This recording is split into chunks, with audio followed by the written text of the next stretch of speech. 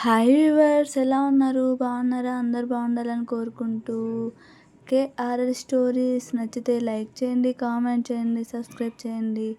అందరు ఇలానే ఆదరిస్తూ ఉండాలని కోరుకుంటూ ప్లీజ్ సబ్స్క్రైబ్ చేయండి. కామెంట్లో మీ అభిప్రాయం చెప్పండి ప్లీజ్. ఆమె మాటలకి నార్మల్ అవుతూ, ఎందుకు బాగోలేదు, కొన్నది నేనే కదా, బాగానే ఉంది, ఆ డ్రెస్ వల్ల నీకు ఇంకా అందం వచ్చింది అని సీరియస్ వాయిస్తో చెప్పాడు అమర్. ఆహా, హలో, నేను వేసుకున్న వల్లనే ఈ డ్రెస్కి అందం వచ్చింది. సాత్విక ఇక్కడ ఎక్కడ తగ్గదు అని ప్రౌడ్గా చెప్పింది సాత్విక. తెలుస్తూనే ఉంది. ఎంతకీ ఆఫీస్కైనా వెళ్ళేది అని డౌట్గా అడిగాడు అమర్. హా, ఇంకెక్కడికి వెళ్తాను? అయినా ఇంకా ఎందుకలా మాట్లాడుతున్నారు అని అయోమయంగా అడిగింది సాత్విక. మోడ్రన్గా రెడీ అయితే జనాలని హాస్పిటల్కి పంపడానికి వెళ్తున్నావేమోనని డౌట్ రైజ్ చేశాడు అమర్. నన్ను ఇలా చూస్తే జనాలు గుండెలు ఆగి చేస్తారా అని కోపంతో బుసలు కొడుతున్న ఆమెగా వైపు వింతగా చూస్తూ, నీకు ఇంకా బ్రెయిన్ ఎదగలేదులే కానీ ఆల్ ద బెస్ట్. ఆఫీస్ను ఆఫీసులో ఉంచు, ఫిష్ మార్కెట్ లాగా కాదు అని డైరెక్ట్గా చెప్పాడు అమర్. అసలు నేను మీ కంటికి ఎలా కనిపిస్తున్నాను? కృష్ణ కూతురు ఇక్కడ. పుట్టుకతోనే బాస్ క్వాలిటీస్ అన్నీ నాలో వచ్చాయి. సాత్వికనే తక్కువ అంచనా వేస్తే తలకిందులు అయిపోతారు సుమీ అంటూ బిల్డప్ ఇచ్చింది సాత్విక. వెళ్ళు అన్నట్టు చేయి చూపించాడు అమర్.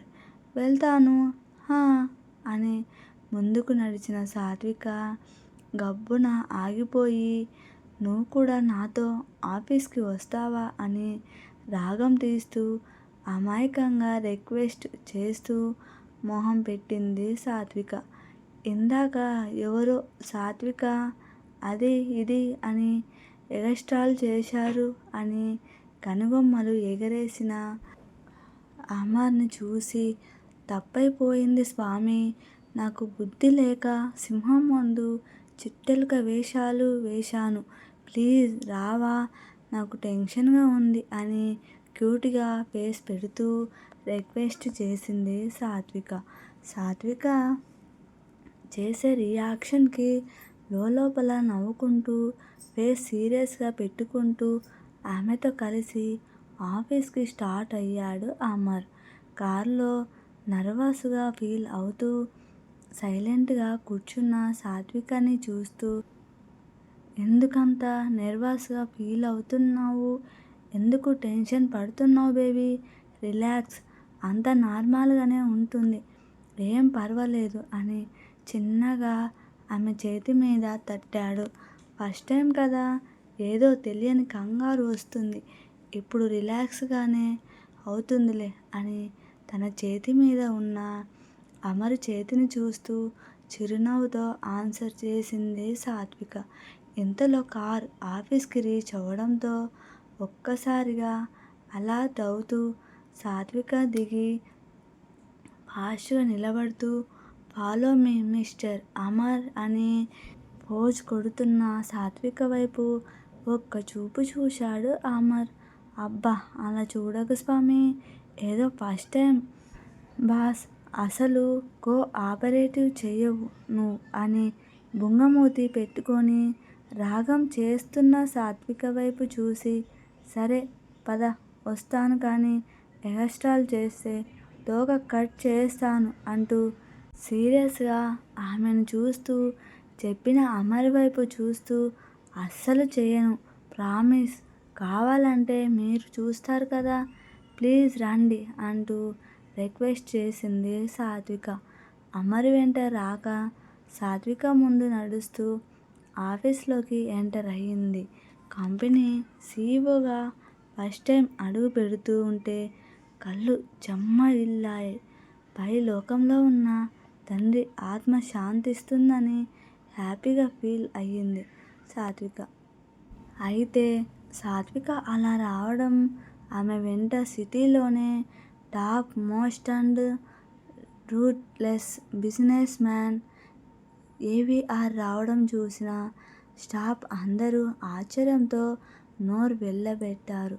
వాళ్ళ మొహంలో కనిపించిన ఎక్స్ప్రెషన్కి లోపలే నవ్వుకుంటూ హుందాగా తన తండ్రి క్యాబిన్లోకి అడుగుపెట్టింది సాత్విక. ఆ గదిని పరిశీలనగా చూసిన సాత్వికకి ఒక్కసారిగా తండ్రి జ్ఞాపకాలు గుర్తొచ్చి సైలెంట్ అయిపోయింది.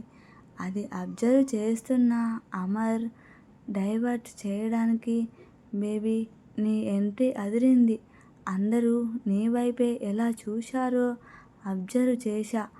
వా బేబీ అని అడిగాడు అమర్ అతని మాటలకు డ్రైవర్ అవుతూ.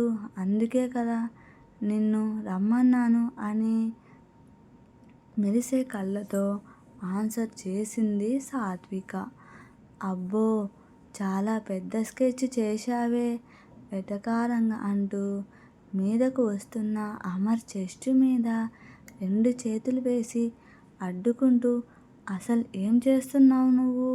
ఇది మా నాన్నగారి ఆఫీస్. ఇక్కడ ఇలాంటి పనులు చేస్తే ఆయన ఫీల్ అవుతారు అని తెలివిగా లాక్ చేసింది సాత్విక. అవునా, పర్వాలేదు కానీ నాకు చాలా దాహం వేస్తుంది అని సాత్విక వైపు అదో రకంగా చూస్తూ అంటున్న అమర్ని చూస్తే, ఉండండి నేను ఇప్పుడే వాటర్ తీసుకొస్తాను అంటూ అక్కడి నుంచి విడిపించుకోవడానికి ట్రై చేసింది సాత్విక. నాకు కావాల్సింది ఆ వాటర్ కాదు అంటూ సాత్విక లిప్స్ను వేళ్లతో ప్రెస్ చేస్తూ మత్తుగా చూశాడు అమర్. బాబోయ్ నీకు ఎప్పుడు అసలు ముద్దుగోలే అంటున్న సాత్విక మాట నోట్లో ఉండగానే అమర్ పెదవులు ఆమె ఎర్రటి పెదాల మీద దాడి చేశాయి. ఇద్దరిలో ఆ ముద్దు మాధుర్యంలో ఉండగా డోర్ నాక్ చేసిన సౌండ్ వినపడడంతో చిరాగ్గా తన పట్టు లూజ్ చేశాడు అమర్. అదే అదునుగా సాత్విక అతని నుండి విడిపించుకొని భారంగా ఊపిరి పీల్చుకుంది.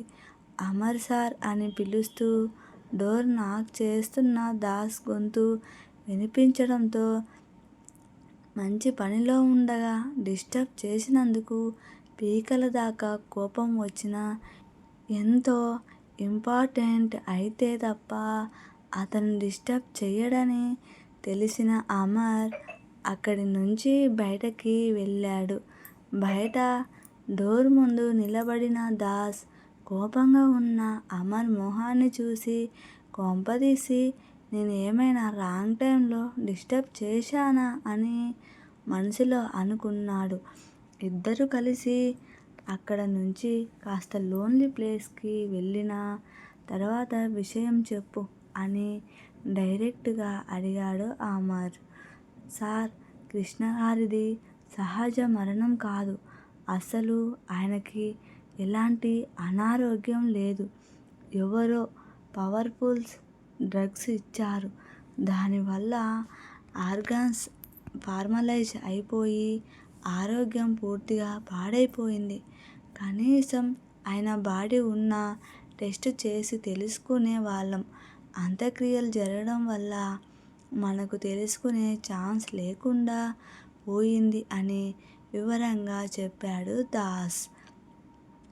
ఆ ఇన్ఫర్మేషన్ విన్న అమర్ దవడలు కోపంతో బిగుసుకున్నాయి. పిడికిలి బిగించి కోపాన్ని ఆపుకుంటే ఆ విషయం సాత్వికకి తెలియనివ్వకు అండ్ ఆ మల్లేశ్వరి, శ్రావ్య ఇద్దరినీ ఎప్పటికప్పుడు ఫాలో చేయండి. అన్ని విషయాలు బయటపడతాయి అని సీరియస్గా చెప్పాడు అమర్. ఓకే సార్ అని ఆ పని చూడడానికి బయటకి వెళ్ళిపోయాడు ఫాస్ట్గా దాస్. ఆఫీస్ రూమ్లో కూర్చొని ఏం చేయాలో తెలియక డీప్గా ఆలోచనల్లో మునిగిపోయిన సాత్వికకి డోర్ నాక్ చేసిన సౌండ్ వినిపించడంతో కమింగ్ అని విసుగ్గా అన్నది. డోర్ ఓపెన్ చేసుకొని లోపలికి వచ్చి గుడ్ మార్నింగ్ మేడం అని ఫార్మల్గా విష్ చేసింది కావ్య.